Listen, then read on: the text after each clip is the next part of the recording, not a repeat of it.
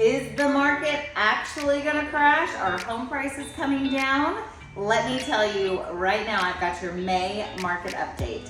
Hello, hello, hello. It is Stephanie at Point Realty, your favorite realtor, and I've got some numbers for you. So let's just chat real quick about what's happening. I'm thrilled to live in Tarrant County right now because, and forgive me by the way for using my little cheat sheet right here, but Tarrant County actually has some of the better numbers in the Metroplex right now. Our sales prices are down, but here, listen, look at me right here. Our sales prices are down by 1%. 1%. We have had appreciation at rates of 10 to 20% year over year. So if from last year to this year we're down 1%, what does that mean? It's like nothing. That means almost nothing. And so we actually, I think, are gonna start to see home prices start to appreciate again. They just won't appreciate it as fast of a rate. Our number of closed sales is down, and that does make sense because it shows some hesitancy in the market, people sort of still adjusting to the idea of the higher interest rates. But our average days on market is at 46.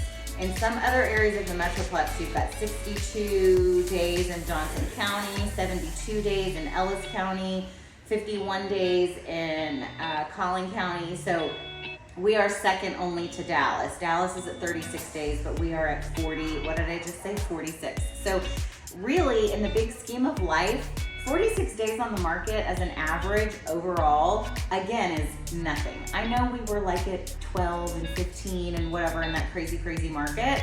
But if you look back 10 years, I mean, the average days on market was 90 to 120 days. I mean, it was taking 3 to 6 months for houses to sell. So 46 days, I will take it.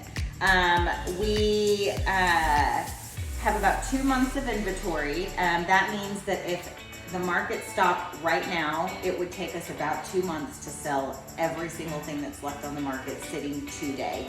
A healthy market is about 6 months of inventory. So that means we are still in a low inventory situation.